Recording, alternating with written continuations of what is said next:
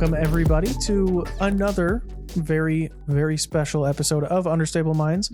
My name is Anthony. Sitting to my left is not Eric McCabe. This is new signee to Team Dynamic Discs, Valerie Mandujano. Hello, Valerie. Hello. Sitting to her left is mainstay of the show, loud shirt wearer, AJ Risley.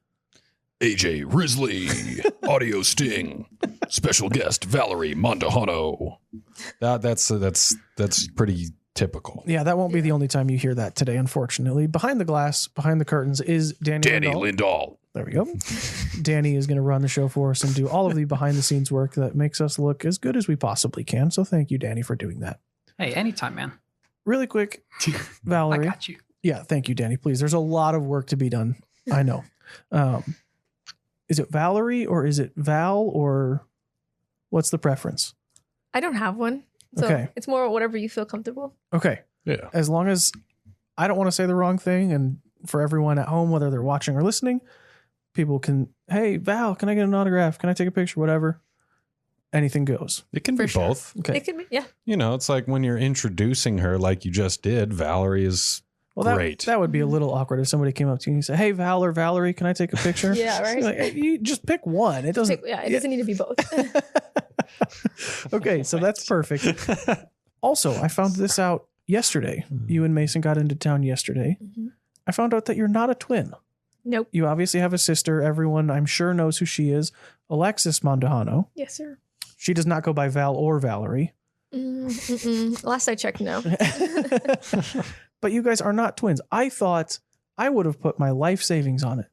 Like, yeah, they look exactly the same. They're twins. I think from a distance, yes, we look very similar. But I feel like once you come closer or you start seeing us a lot more, you can Yeah. see the details that are different. Okay. Like I'm a little taller, she's shorter. Got her. Yeah, got it. Throw just a little bit farther and Yeah. make like one more putt than she does. She makes one more putt than I will. I will say that. Oh, yeah? She putts lights out. Is that like a friendly little competition of like who's the better sister this weekend? Oh, for sure. Yeah. Yeah. Okay. So is that, I always like to get people's intro to disc golf story. Does that have anything to do with yours? Did she find the sport first or did you? No, we both found it at the same time through our parents. Oh, so they played. And then did they play when you were younger or did they find it when you were more of playing age? So my dad actually found it, I would say, let's say 2000 with his friend. Mm-hmm. His friend would play all the time and he tried to get my dad to go out and my dad didn't want to. So my dad finally agreed to go out and he liked it. He tried to show my mom and my mom was like, no, I'm not playing. And then obviously my dad's a dad of 5 kids. So he was like, I have no time for this. So Right. he literally went out that one time and I think like 10 years later, he tried to go out again with my older brothers. Mm-hmm. They didn't like it. They were into like soccer and baseball at the time. Right. And they were just like, no. And then put the disc away. You know, a couple years later, tried it with me and Alexis and my older sister. We said no. I was into soccer at that time. Okay. It took it until we moved to Texas 2 years after living there. We were all like, well, what do we do? Like, this is like, we don't know what to do here. My dad was going through the garage and found that disc that his friend gave him. Uh-huh. He actually gave him 4 discs, I believe. And took me, my sister, my brother, and my mom out to play. And then we found like an actual Frisbee at like a thrift store. Okay. And we were like, oh, look, it's a disc. Mm-hmm. And then so my dad was fortunate enough to throw the Frisbee. And we Just level the playing field a little bit. yeah, just level it. After his 4 times of going, yeah. Right. And then we just started from there. Really, Okay. every week after that, we started playing. I like the next level thought of your dad of like, I like this thing. I don't have time to do it because I have kids. I'm going to get my kids into this thing so that now it's like, oh, look, I'm spending time with my kids doing this thing that they like. Mm-hmm. I just happen to really like it too. Yeah, exactly. That's the way to do it. If you are a dad out there and you've got kids, get them into whatever you're into, disc golf, regular golf, whatever it is. And now look, boom, you're being a dad and you're doing your thing. Yeah. Be prepared for them to beat you, though. Right. Be Oh, very yeah. prepared. Yeah. And also like if your kid says no, then like your dad did, took you guys out, you didn't like it. So you just didn't. Yeah. And then you guys found it again. And what was that like when you went back? I think you said it was 4 years later. Somewhere in that time frame. I mean, it may have even been longer than that. It may have been 6 because I was pretty young when he tried to show me. I was probably like 7, 8 years old around that time. Okay. And I didn't pick it up until I was like 13. Okay. So then when you did go back out, was it you hear people where it's like they went out and they played one time and they were just hooked. Was it like that for you where you went out again and you're, oh man, I actually really like this? Or was it just like, well, I don't really know what else to do, so I'll just do that again, and it kind of grew that way? Yeah, it was pretty opposite from most people's story where they're just like, oh, I was immediately hooked. That was more my parents and my brother. They loved the game straight out the gates. Me and Alexis, we were just kind of like, this is boring. You know, it's hot. We're here in Texas. I'm just burning all the time. And then the course they chose to play was Live Oak, my home course now. Okay. But it's 36 holes and it's the middle of summer and it's not very wooded. Long. Yeah. And when we would go out and play, they were like, we're playing all 36 holes. All right. And I'm throwing like 50 feet. Right. So I was like, this is going to be a while. Pack a lunch. Exactly. So no, I didn't really enjoy it. And at the time I was really getting into soccer again after taking 2 years off.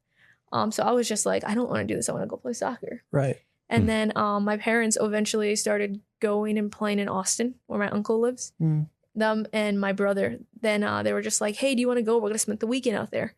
And I was just like, no, I'm going to sit back. Like, I don't want to go. I'll just stay home. And then after a while, I was like, well, I want to go. Like, they're always gone every week now. I want to go and have fun and play with them. And then I seen how much they enjoyed it. I seen how much my parents loved it, and my brother, and that it was very passionate. And they wanted us to go and play with them. But they were never like forceful about it. They were never like, you have to go and play. Right. They wanted us there for the company and, you know, just to build memories. And me and Alexis talked about it. We were just like, hey, let's try it again. You know, let's give it a shot. And we did. And after a while, I started seeing how flat I could throw a disc and like how much further it would go or the angles I could work with it. And that's really what got me hooked into disc golf, is how I could be competitive with myself. Like it wasn't, you know, my brother's job or my dad's job to see how good I can get. It was really myself. Yes. Would you say that you're naturally a competitive person? I feel like yes. Yeah. And my brother and my mom are very competitive. They were just very motivating growing up. So my brother was at one time my coach in soccer, because he's 10 years older than me. So he was like doing volunteer work, but also like he was my soccer coach, and he was always pushing me. And I always thought he was very mean. I was like, why is he so much mean? Like, why is he so mean to me instead of the other people on my team? Right. But obviously after growing up, I realized it wasn't that he was mean. He always wanted me to do better. He always wanted me to push myself. And there's a thing that he learned it off of my mom, but he would always tell me, and he's like, never do anything 100%.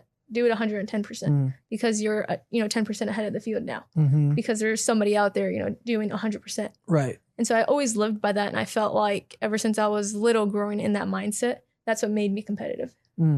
So when you started out playing, sorry, I'm just going to come in from elsewhere. When you started playing tournaments, I'm looking at your PDGA, you had to play in the mixed division, the intermediate or recreational.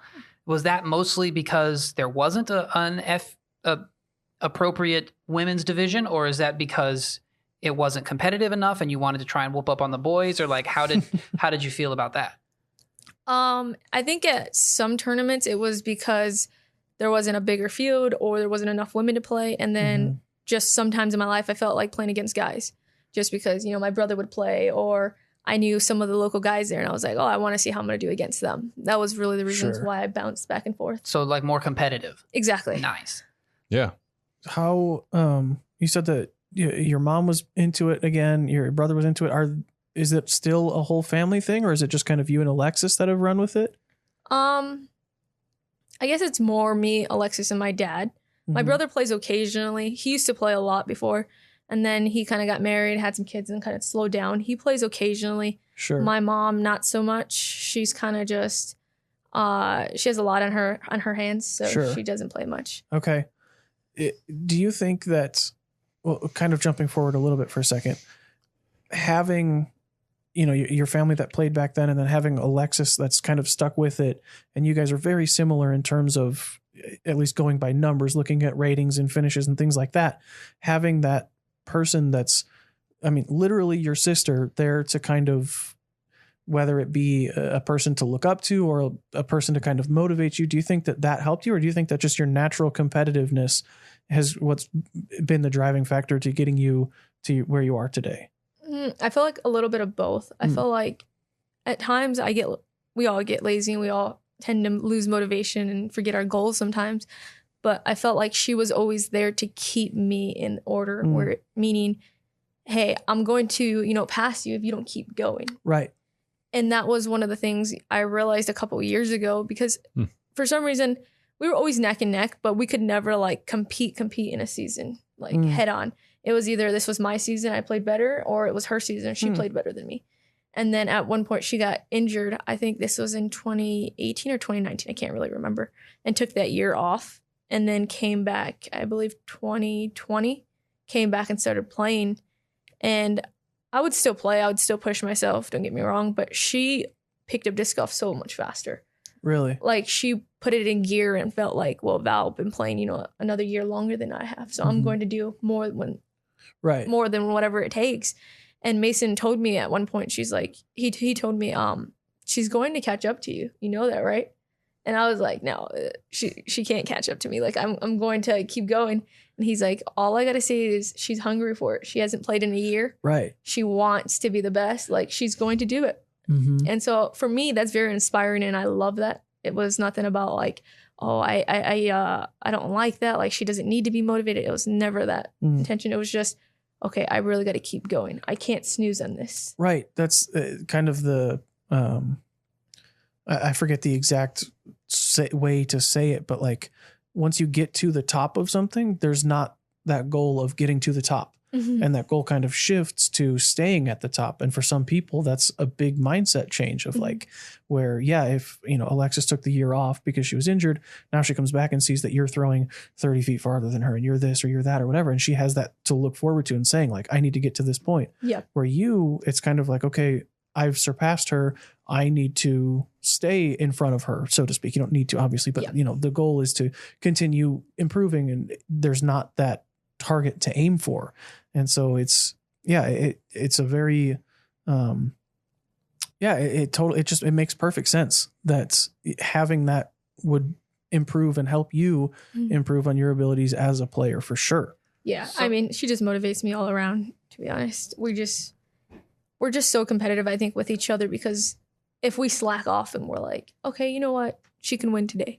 That mindset's just going to carry over, and it's not only going to be her, it's going to be any FPO on tour, that I can compete with or see myself number wise getting close to, and then just feel like, it's okay. She can, she got this one. Let me just not. Right. For me, I never want to have that mindset or stick with it, because at one point I knew that mindset. I felt like that was me and Alexis, because we always competed almost in different divisions at one time. It was like I'd play advanced, she'd play intermediate women's. And then once she came to advance, I felt like, okay, well, she can win this one. Like if she was 3 strokes ahead of me, I was like, okay, she could win this one. Like I don't need to keep pushing. Like this is great for her. And then my mom was like, no, you need to stop having that mindset. Just because she's your little sister, just because, being an older sister, I always took care of her or whatnot. I never wanted anything to happen to her. So I almost like bubbled her. She was like, you need to stop having that mindset. Like, that's not the mindset of the best player in the world. Like, you need to shake that off and give her all you have. Don't let her win just because she's younger than you. Right. Yeah. If for whatever reason it's her weekend and she beats you, then you can be happy for her. But if it's like it's the two of you in a playoff, then don't be like, oh, well, she's my sister, I'm just going to lay this putt up or whatever. Like you still need to go out there and compete to the best of your ability, and that she's going to do the same thing. And that explains why. How did you say how long it's been since you started playing professional? I'm not exactly sure, because I know last year was my first year on tour, and then I think maybe 2 years after that, so maybe 3 years. I'd say. So it makes perfect sense that that's how you've gone from your first time playing in a professional division to being on tour, being two of the highest rated female players in the world. That any event that you sign up for, you could win that. You have a very realistic chance to win every single event that you sign up for because of that work ethic and that competitive nature. Yeah. 2018 was the first open tournament that you played in on the PDGA.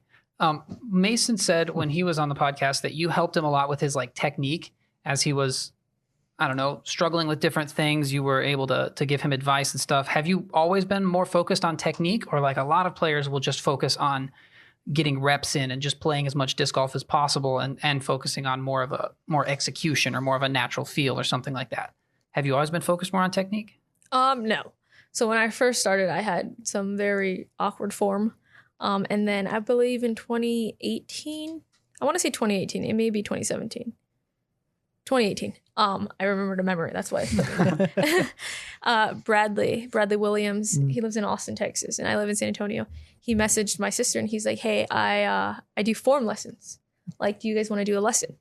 And so for me and Alexis, we're like, "Oh my God, this is Bradley Williams, Right? Best in Texas. That's a big deal, yeah. Yeah. It's like, wow, he just reached out to us, Right? And we were like, sure. Like, so we went to Austin. My parents drove us, and thank God for their patience. We were supposed to only do an hour lesson. We ended up doing a 4-hour lesson. Whoa. Wow. Yeah, in a field. Yeah. So he taught us all, like, everything about form. For us, it was so overwhelming, though. It was like, wow, everything I've been doing is just wrong. Right. And then we carried over, and it was frustrating. Brad told us at one point, he was like, "Guys, learn from what I'm teaching you, because she's your teacher. She's not your sister anymore. She's your teacher. She's your guide. So, like, if she's doing something wrong, I want you to hold her accountable for it. Right. Don't be, oh, it's okay." He's like, "No, hold her accountable." So we started, maybe it was 2017, sorry. I thought about Worlds. That's what I thought about. Amped Okay. So we started practicing our form every day. We'd go out to a field, and we didn't go to a course for about 3 months. Wow. We would go to a field 3 times a day for at least 2 to 3 hours each time. Wow. Just learning form. And would you like film yourself and look at that, or? Alexis would. If she felt like she couldn't explain what she needed to explain, she would record me and then break it down and say, like, Cool. "Hey, you're throwing too much hyzer now, just even on your straight shots. Like, Yeah. you're not hitting the flat line." And then even after that, we went to Paul's house, I think later that year. And Paul was like, "Hey, you need to pick up your speed in this."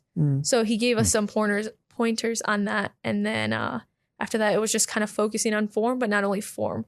After we felt like we had it down, it was what lines can I hit, what angles can I hit. Yeah. And we noticed correcting our form helped us hit a lot of those angles a lot faster. I think that's a big part of just field work in general, is like, you can go to a field and you can teach yourself how to do the right like thing, but then it's important to also go to the course and get the reps in there to like apply it. But that's really cool to hear. I've always heard Bradley's a great teacher, but I haven't seen like a lot of his content out there, but that's really cool to know. Yeah. And if there's one person that you're like, I said the same thing to Mason, where it's like, if you could throw the disc and look like anyone, I mean, it's Bradley Williams. It's Bradley, or like, what was it, like 2015, 2016 Will Schustrick. Yeah. And I'm not nearly built the same as either of them, but like Will's got 4 inches on me and Bradley's like a couple inches shorter, and like both of them are just so clean, so smooth, and it's just like no extra motion. Everything is just exactly what it needs to be and nothing more. That's really cool. Yeah, that is what, just specifically talking about their back end form, it's like that's what it's supposed to look like. Yeah. It's just so easy and effortless, and then the disc just comes out perfectly flat and goes right where they want it to, and it's so frustrating because I know the game's not as easy as they make it look. Yeah, I think that's what a lot of people assume, that Bradley taught Mason, like took him under his wing and like taught him, because his form is so similar in so many ways. But it was because mine and Alexis is doing, where we were just like, "Hey, you can fix this and it'll look better." Wink, at least. wink, nudge, nudge. Yeah. If you're trying to not do that again, then maybe try this. Exactly. Yep. I do think it's interesting though, like Mason, when we talked with Mason, he mentioned a lot about, or we talked a bit about like practice and process-based thinking and observations. And when you said that you are competitive with yourself, it made me think a lot about that process-based thinking and practice methods. So it's again, and when we think of results and how we judge ourselves based off of results, it's when we're competitive against other people. Yeah. So I think it's just kind of cool to see how those two different perspectives on the same kind of thing come together to really formulate and really create this detailed image that then we can impart on newer players as well, players that are coming into the sport and that come from like you also mentioned, like a soccer background, or maybe a basketball or baseball background. These team sports the results are way more in the forefront of one's mind when we compare it to golf. Yeah. When we compare like a team sport to an individual sport like golf is much more process based. And so I think it's it's just really interesting to see. Cause I mean, like I play a lot at back home at a really crowded course where there's a lot of times there's groups of like 4 or 5 people and they might have like 2 or 3 discs each, and they'll throw and like just start trotting down the fairway.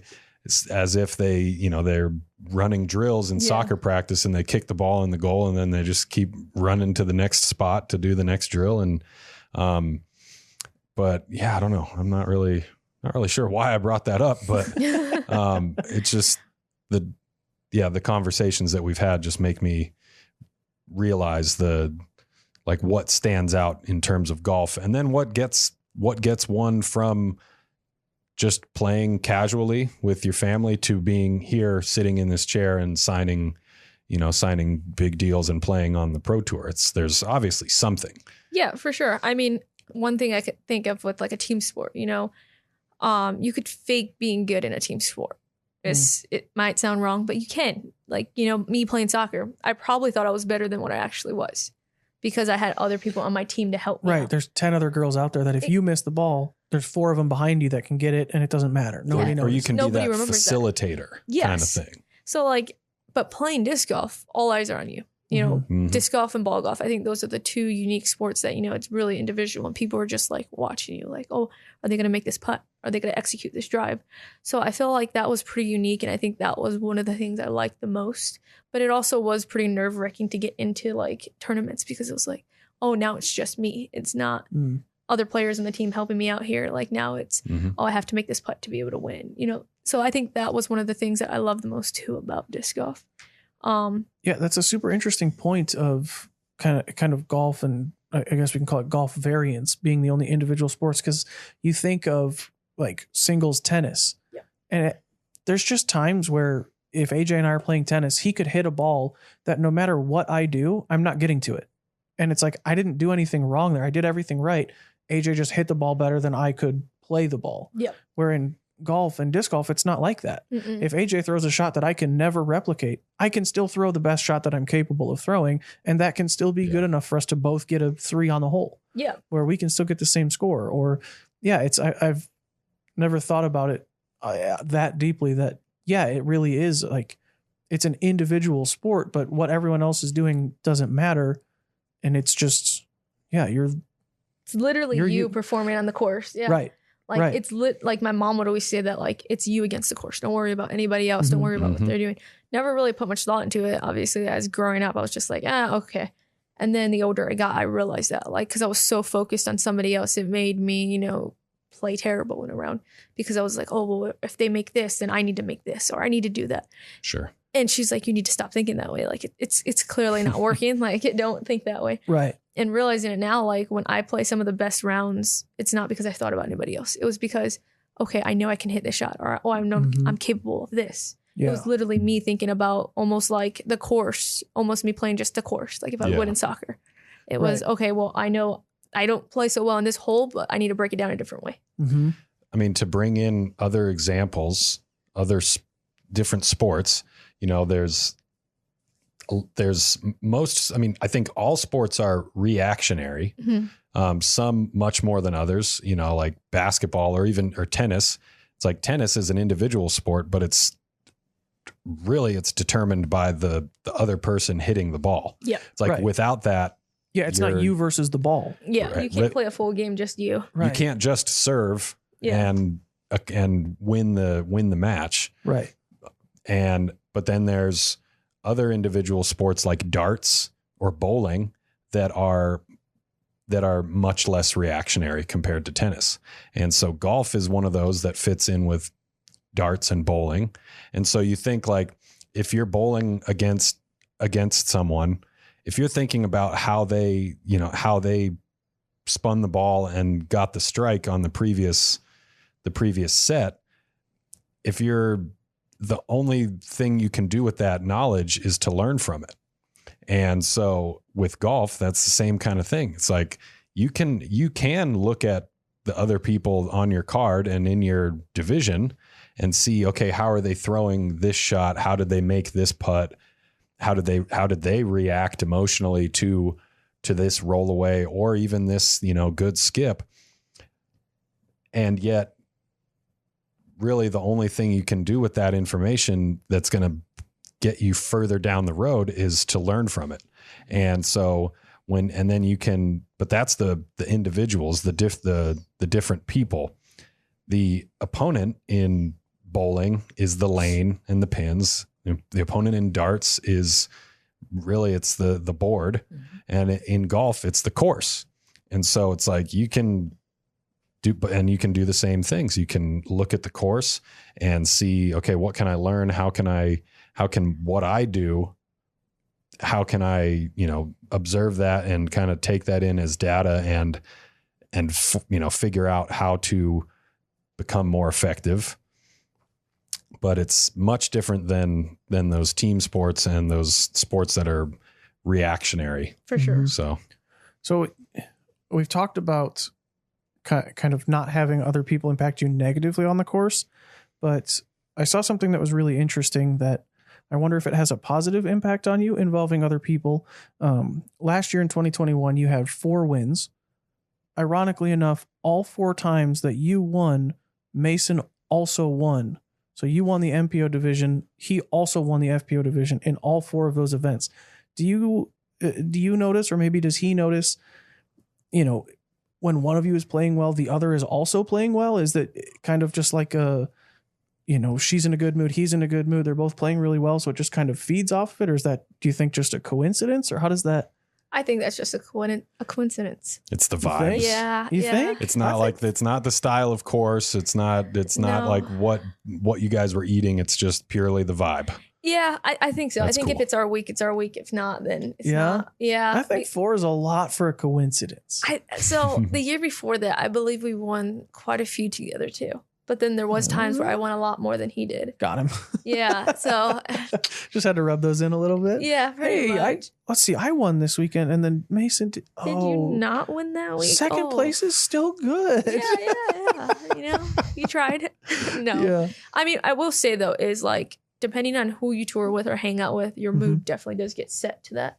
So like at times when he gets frustrated, it gets me frustrated because I'm like, you shouldn't get frustrated over these little things. Right. And then some just like, what are you doing? Now I'm frustrated. And now I'm just like, I'm going to play on a separate card because now I'm frustrated because you made me frustrated. Right. It definitely does go like that. Or even Alexis, like we won't see eye to eye and then we'll just bump heads. And then Mason's just like, hey, you need to calm down. Hey, you need to calm down. And we're both like, don't tell us anything. Like, we're fine. Yeah. So I will say, yeah, definitely who you play with kind of can set your mood. Mm-hmm. Yeah. And it's funny, like you were talking about, of like seeing Mason get frustrated will get you frustrated because it's like, hey man, like stop. Don't do that.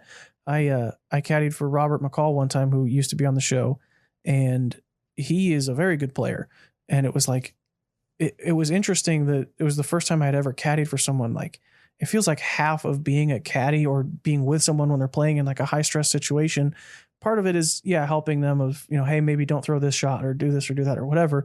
But also part of it, like you were talking about, is just like, hey, don't get frustrated. Like, you threw a good shot. It's okay. Like, you're not in the perfect spot, but if you just step to the right, you can throw around that tree now. You'll be fine. And like keeping that person's emotions in check. Is that something that you guys will do literally just on the course? Or do you think, even after the round, when you go back to your RV, of like, hey, Mason, you hit that tree on hole 13 or whatever, do you guys kind of get together and have like a debrief almost? I'm walk probably all his rounds whenever I can, whenever I'm not playing pretty much. I'll walk all his rounds and vice versa. He'll walk all mine. Mm-hmm. I think if it's something bad where he'll hit like a tree in front of him, I won't bring it up. I'm like, sure. Obviously we all know what the correction is there. But if it's something where he feels like he needs to talk about, I'll talk to him about it. Or if there's like incidents where he gets salty and he's just in a bad mood, I'm just like, hey, like, you can't do that. You can't be in a bad mood just because you're playing bad. If that's the case, if you're playing well, then don't be in a happy mood. Like, you can't be that person. Right. You can't have your cake and eat it too. Exactly. Yeah. So I'm like, you need to balance your emotions. Like, you don't show your emotions that easily to people too, because they like that. Like, people I'm going to be honest, they like when you get frustrated because they're like, okay, cool. Like he's not, like Got he's him. not doing well. And I'm like, you got to learn how to control your emotions because it's just like life. Life is always going to be, a roller coaster that goes up. Life Right. is literally a roller coaster. It goes up and down. We're going to have bad days and we're also going to have really good days. Mhm. I'm like, you have to balance both and appreciate both because we learn well on our off days or on our bad days, Mhm. You just have to handle your emotions a lot better than you normally would. Is that how you help yourself, of just telling yourself like, yeah, there's going to be bad days. This is one of those days. It's still 24 hours. It's just as long as the best day. I can still learn just as much as I do on a good day. Is that kind of how you help yourself get through those tough times or tough rounds? Yeah, for sure. When I'm going through a tough round, obviously I'll get frustrated, but I try not to show it. I try not to allow it to go to my card. I don't want to have that vibe against the card and Right. them think, oh, I did something wrong or oh, she's just mean. Mhm. We all work hard, so when you don't see your hard work pay off, it gets frustrating. But I just tell myself like this comes along with the job, it comes along with living. You're gonna have bad days. Like Mhm. this is just one of those bad days, and I'll laugh about it. Like if I throw a shot and I get unlucky, Mason's just like, oh my God, that was so unlucky. And I'm just like, it's just the day, it's the day. Today's the day I'm going to have a bad day. And he's just like, well, don't say that. You can turn around. And I'm like, yeah. And I'm waiting for it to turn around. It could turn Right. around. I'm like, but I faced it. It's, I'm not playing well. I'm not going to get frustrated over it. I accepted that I'm playing bad. Right. So I guess we'll flip that really quick. What do you do on the opposite side when it just seems like everything is going your way? Maybe you throw a shot and it's not what you wanted, but it hits the tree and it kicks right under the basket. Or, you get the good wind bounce and everybody's discs are getting lifted and yours gets slammed and you're 20 feet or whatever. What do you do to kind of keep your emotions from going too far the other direction, where you don't want to over celebrate the positives and you don't want to get too frustrated at the negatives? How do you keep yourself from getting almost too excited? I think I get really quiet and I kind of just like, I just go with it. I almost like blink out where I'm just like not saying much and I'm not, I'm just kind of going with it. I'm there. I'm just throwing the shot. But I also embrace that if I play good or if I'm getting lucky, I laugh about it. And I'm just like, oh shoot, that was a lucky shot. And I just like laugh about it, but I also appreciate it. Right. So it's almost the same of like, if you throw a bad shot and it gets a good kick, it's like, well, I didn't deserve that. And if you throw a good shot and get a bad kick, it's like, well, I threw a good shot. Mhm. It's almost the same. That's really interesting that it's almost the same mindset of like, well, forget it happened. Yeah, Doesn't matter. It's just on to the next one. Exactly. That's kind of the mindset I have. I kind of just like move on. Even if I have a bad hole, I'm just like, okay, you know what? I just need to get past this hole and move on because there's more golf to play. That's fascinating. I could talk about that for a very long time, but we don't have a ton of time left. We do have time for our little game show that we play. And then we're going to have AJ and Fabienne are going to switch spots, and Fabienne's going to ask you some questions. But we have 5 high difficulty questions, very intense questions for you. This is our game show that we like to call How Well Does Val or Valerie Know Val or Valerie? Are you ready to play? I am ready. How well does Val know Valerie? Exactly. Difficult questions. These are all questions about your disc golf career. Okay. They will all revolve around PDJ sanctioned play. So local minis, unsanctioned events, X tiers, things like that won't count for this. This is just sanctioned events. The first question: how many total top 10 finishes do you have in your career? And then bonus question will be, do you know what your percentage of events played to finished inside the top 10 is? Okay, I'm going Well, is this just professional or all across the board? Sanctioned career. all across. Okay. Right. So don't take into account divisions, anything like that. I'm going to say 15. You have 15 top 10 finishes? Yeah. I don't know. You are very, very, very low. Really? Way low. What is it? 86. You have 86 top 10 finishes. Yeah. 91% of your career events you finished inside the top 10. You finished Really? outside the top 10 less than 15 times. Yes.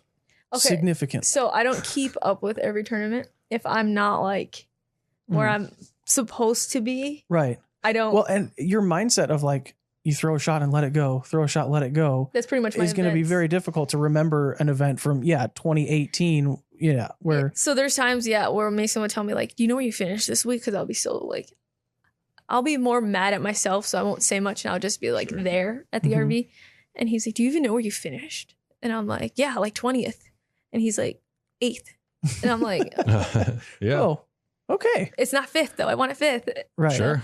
I think that's why I was so off where I was, I Right. was pretty far off. Okay.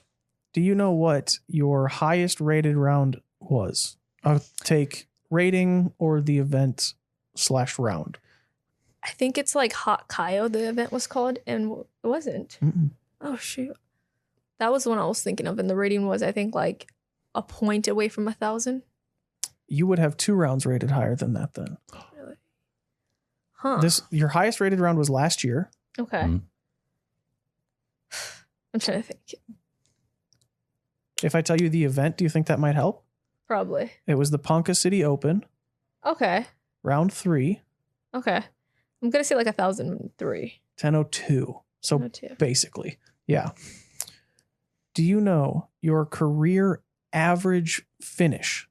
So on average, this is where you finish from all of your events. So again, not just professional, not just pro tours. Mm. Every event, what do you think it is? Your average finish? I don't know. I will give you a word of advice. Okay. Mason was way low on his. Okay. So think of your answer and then bump it up some spots. I'll say 8th since I said Bump it up a few more spots. 5th. Bump it up like one more spot. 4th. Nailed it. 4th place. I know myself so well. Val or Valerie does know Val or Valerie pretty well. Okay. This is a new one to the show. We started this with Mason. So this will be it's a really interesting question. Do you know what your highest rated event average, so across an event, your highest average from all the rounds that you didn't win? What event do you think that was? So what event did you play the best at but not win?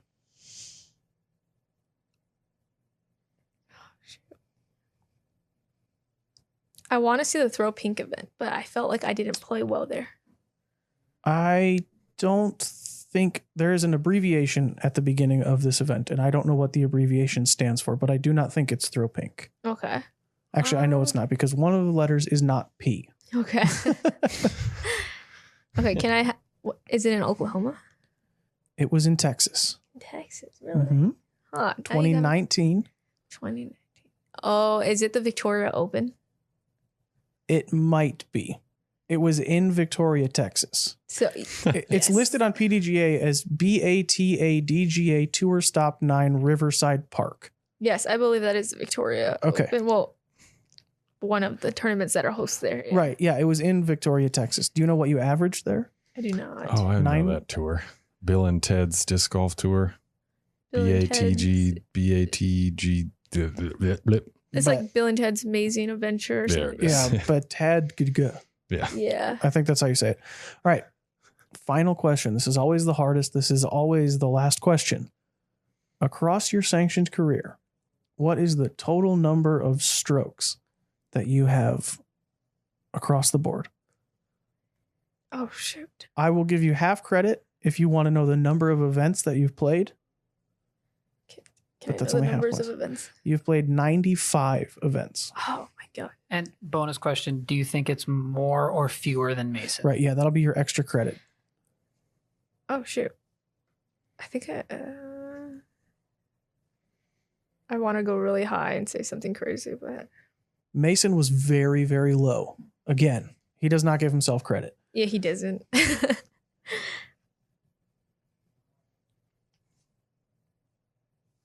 Your entire career. So let's see. You signed up for the PDGA.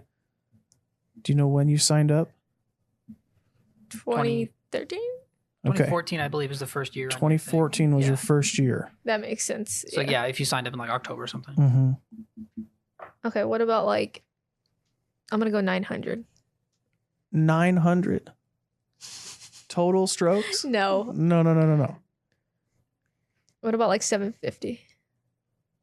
You're way low. Really? Total strokes. So if you finish the round at 54 and you play 3 rounds of 54, that's 162 strokes. Oh, shoot.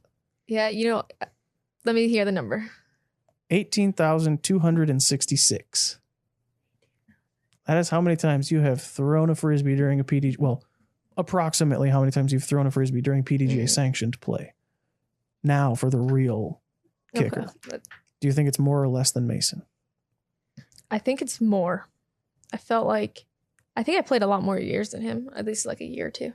You would be correct. Yeah. You have Mason beat. Mason is at 15,336. So, Val or Valerie, you know Val or Valerie pretty well. Yeah, I was. And the crowd goes wild. It sounds like you're saying like Valor. Valerie. Valerie. Interesting. All right, AJ, if you don't mind, we're going to have you switch out for Fabian. Fabian is going to come and ask you some questions, Val. Hello, Valerie, Val, or Valeria. I'm going to add one more. Hello. So you're one of the few people that represent the Latin or Hispanic community inside of the Pro Tour. And I would like the Hispanic community that is part of that follows the dynamic disc community, and the people that follow and the sport, and there are like training to get to know you better through some quick questions. Okay. Would you like to participate in that? Yeah. So, first one would be, what would be a story that you would not tell to a group of unknown people? Let's say it's your first day in a regular job out of disc golf, and you're presented to everybody. What would be that story that you would definitely not tell them, but you're forced to tell them? Ooh. That will, it must be somehow entertaining, Mm-hmm. and it must be something that, you wouldn't think of telling someone that you don't know.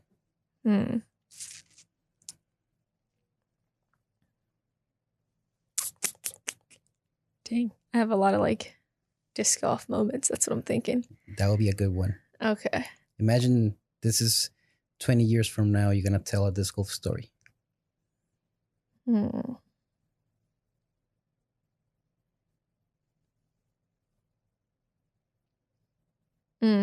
I think, okay, this is like somewhat disc golf and somewhat not at the same time. My now boyfriend roasted me the year before we met. And so I always thought he was a jerk. So like Victoria Open in 18, he just won. Alexis won the women's side, and she was sponsored by Innova at the time. And then I went to ask him if he accepted vultures because he was sponsored with Millennium. And it was the same connection basically. And I asked him, I was like, hey, and he just got the award from winning, blah, blah, blah. And I went over and I asked him, I was like, hey, so are you selling disc? Like, could you accept the vulture for Innova? Because Alexis, I gave him this whole story. And he just turns around and looks at me and goes, no. And I was just like, what a jerk. Like, this is the most stuck up guy I've ever met. Because they just literally like sang happy birthday to him. It was the day before his birthday, and then just like wins. So everyone's just like going crazy for Mason. And I was like, wow, I literally just got roasted in front of how many people about this? Nice. Well, it's a good story to start. I'm translating my question because I wrote it in Spanish. First time translated it in my head. So there's a lot of people that want to start engaging in more tournaments down in Mexico, either building the tournament or traveling to the US. For someone who's starting B tiers, C tiers, how much time would you say they should dedicate on training per week? And take into mind that these people have other things to do. I would say at least putt 100 putts a day. 100 putts a day. At least. 100 putts a day. 100 putts. I mean, you could literally break it down. 25, 4 sets. You know, you could go out there and crank 25 putts in 3 minutes if you're fast. Like, it doesn't take long. And putting saves you so much on the green. To say like a schedule, I'd say at least get, this is basically basic, do an hour of field work. Then just do 100 putts a day. That goes so far. If you're even just working on little drills and up and down shots, it saves you so many strokes. You don't always have to throw far and always hit, the 400-foot gap line. So yeah, I would say at least, go and do a round, or if you don't have time for rounds, because rounds can take anywhere from 2 to 3 hours, do an hour of field work and then do 100 putts a day. Perfect. That's the best advice I've received, I think, this year. So What's the most important tournament for you this year?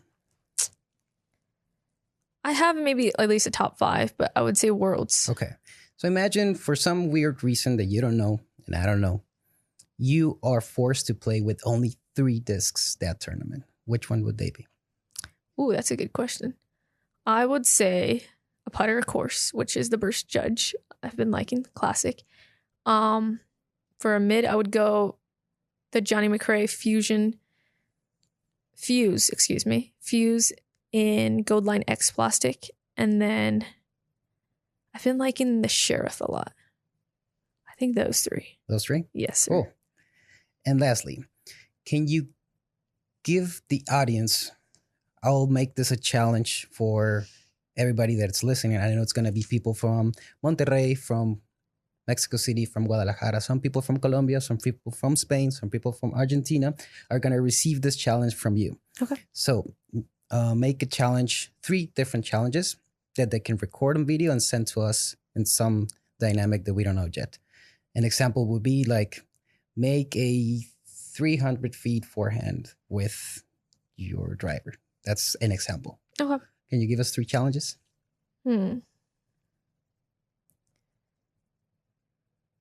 I would say get at least like 5 to 10 discs. Go from a distance that you are like, you can throw, let's say an example, 300, right? Go from 300 feet and try to get all 5 of those discs within 20 feet. Okay, perfect. That's one. That's one. And then I would say go from a spot that you like. Okay. We'll go again 20 feet, but grab this time 25 putters. And let's see if you can make all of them. 25 putters from 20 feet. Yeah. I think that's all of them in a row. In a row. Okay. Yeah, you can't miss. If you miss one, you repeat. You repeat. Okay. Exactly. And then we'll go a third one. And let's see. We got to even out the game here. We did backhand putting. Let's do a forehand. I don't know. I can't think of a forehand one that would be like for everyone. Ooh. Let's see if you can throw a putter without making it wobble. Like throw a putter with full power without letting it wobble out the hand. Putter with no wobble, full power. Exactly. Okay. That's pretty tough. They must send like a slow motion video to see if that really didn't wobble. Okay, thank you. Yeah, you could see it out the hand if it does get some wobble. So I think those challenges are perfect, and you're going to receive some Instagram tags in the next weeks. Perfect. I look forward to it. Thank you. And lastly, there are some events coming down in Mexico. We are trying to come up with some events in Colombia. There are lots of events going on in Spain. We would love to have more pro players visiting, giving us some clinics. So would you like to come eventually down there and teach us some of your skills? I will. I would actually. If there's a time where my schedule could open up, I will like to go down. If not this year or maybe even the next 2, I will eventually go down. Probably during the off season? Hopefully. I hope so. Cool. Thank you, Valeria. Perfect. We're back. It's us again. Thank you, Fabienne, for sitting in and asking Val a couple of questions. Val or Valerie, excuse me. Val or Valerie. Pick one. Pick one. It's the end of the episode. Pick one. Where is it that people can follow you if they want to stay in touch with you? You could go to my Instagram, which is Valerie_Mandujano 99. Nice. See, look, you knew yours. Mason was like, I think it's my PDGA number. So I practiced that because I saw you guys tag me and I was like, you know what? Maybe if they ask that, right. Let's keep that in mind. That's called thinking ahead. And that's exactly why we couldn't tell Mason the answer to your questions for this super fun game show, because then what fun would it be if you already knew all of the answers? Yeah, I had some brain farts in the interview, which could have helped, but yeah. We need in the moment answers. We need the good and the bad. Right. That's exactly what we're looking for. It's like golf. It's like life. It's all a metaphor. It all comes full circle. Unfortunately, this is where our circle ends. We are out of time. AJ, thank you for sitting in with me. Val, thank you for sitting in with us. Danny, thank you for doing everything. Fabienne, thank you for sitting in. Thank you everybody at home for watching and or listening. We will catch you all next week.